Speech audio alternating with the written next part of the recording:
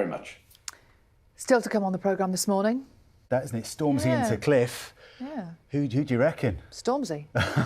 Surely. Shall I take Cliff? I think he's in the room. So yeah, okay. In that case, it's definitely Stormzy. We're looking forward to seeing him here on the sofa a bit later. Let's get the news, the travel and the weather where you're watching us this morning. We'll see you in a second. Santa hat already. Still November. We need to get some, don't we? No. 3? Bit early. Do you not think? 1st of December tomorrow. Soon. Advent calendars tomorrow. Yes, yeah. Maybe next week. Yes.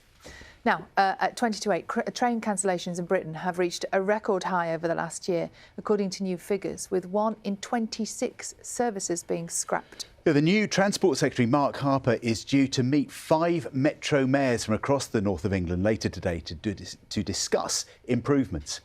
Nina is at Manchester Piccadilly for us this morning. And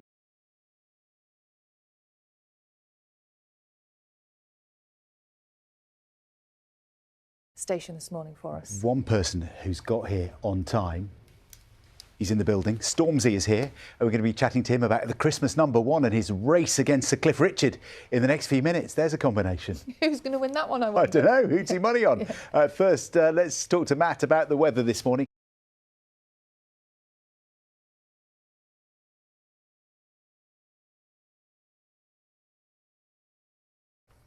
Sorry, we're chatting, weren't we? We're just talking footwear. We'll explain why in just a moment. Yes, because he is one of the biggest names in the UK music scene.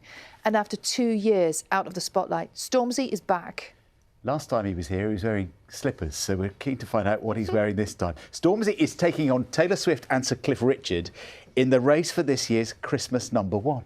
And he's hoping his new album will hit the #1 spot too this Friday. Let's have a listen to some of his new music.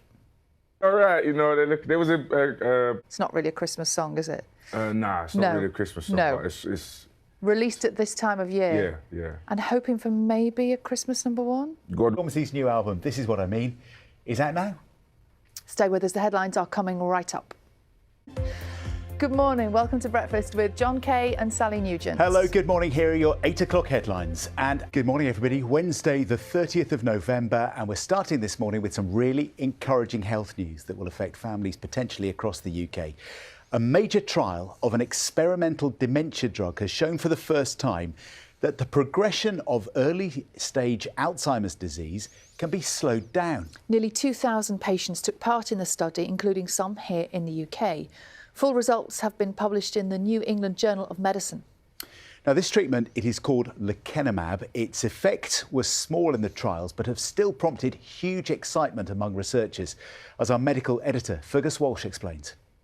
It's probably lunchtime about that, nearly. And we're going to hear from Preston a little bit later. You know, Preston, the motivational Wales fan who we joined. He's 9 years old in the school yesterday. Well, Jane spent the night with him and his granddad watching the match, and it's sad, but it's also heartwarming, isn't it? Uplifting.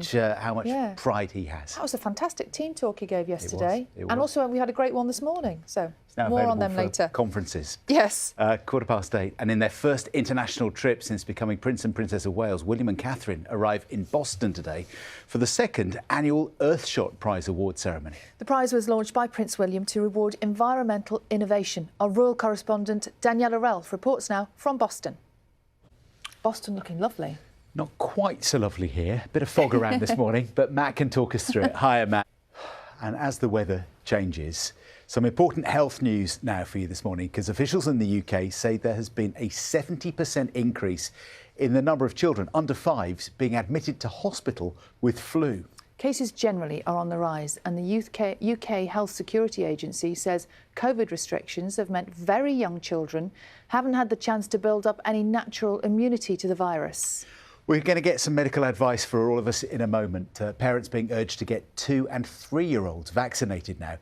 As John Maguire reports,